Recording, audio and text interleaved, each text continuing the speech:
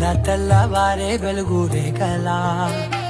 పచ్చ పచ్చ పచ్చి మట్టి బొమ్మలా అల్లి బిల్లి వెన్న పాల నురగలా